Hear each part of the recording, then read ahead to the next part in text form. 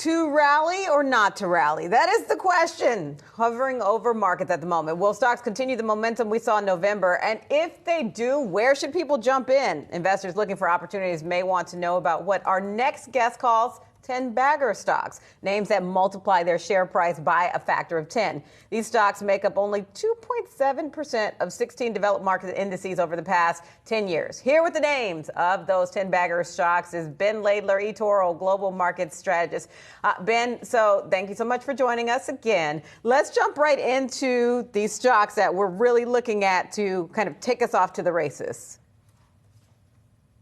Yeah, so I guess it's the holy grail for any investor is to find those winners and just let them run. Clearly, it's more difficult than I make it out to be. Otherwise, I'd already be on my sort of yacht somewhere. But to your point, 2.7% of global stocks have been 10 baggers over the last decade. Nearly 5%, interestingly, in the S&P 500, which is one of the better hit rates globally. And we're not throwing darts at a dartboard here. There are some common denominators to try and increase your odds. They tend to have very strong revenue growth, and therefore it helps to be in a sector like tech, which has this sort of structural growth. They tend to have started off as sort of mid-cap stocks, big enough to take advantage of the opportunity, but small enough to have that sort of growth runway over time. And I guess thirdly, and maybe most interestingly, they're already profitable and they have quite low valuations. And that really, then gets that virtuous circle going of margins then expand, investors pay more attention, they re-rate, and, then you become that sort of 10-bagger over time. Ben, it's really interesting, even as you're rattling off some of the parameters that kind of make up this 10-bagger personification, if you will, of some of the tickers that you're looking across. They're not even all concentrated specifically in one region of the world. They're quite international here. Give us a little bit more perspective on that and what investors should be keeping tabs on about the international environment for where some of these companies play in.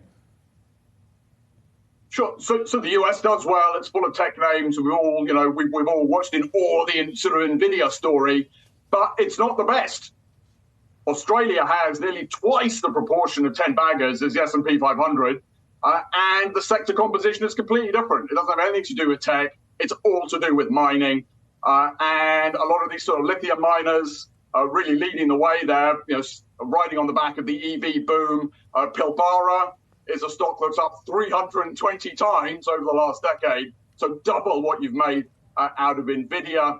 But you've also made great money proportionally in places like Sweden, places like Germany, markets that maybe you don't instinctively look at for those, big sort of tech juggernauts, but they've actually proportionally had more 10 baggers than the US has.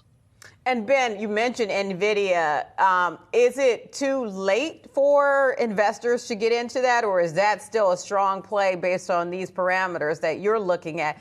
And where else is it? Is it AMD? I think that's one you're a fan of. But how do you balance that out? Yes, if you look at the top 5 10 baggers in the US over the last decade, it's NVIDIA, sort of off the charts, head and shoulders above everyone else, 120 times. AMD, Tesla, 30 odd times, and then Broadcom and Cadence up sort of 20 odd times. Now, obviously, when you're that big already and you've already gone up that much, it's going to be very difficult to then repeat it again.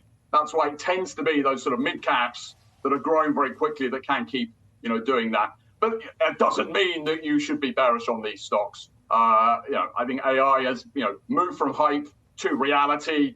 NVIDIA has actually become cheaper this year because the earnings revisions have just, way outpaced the stock price. So I think that's a good place to be. It just may not be another 10 bagger from here.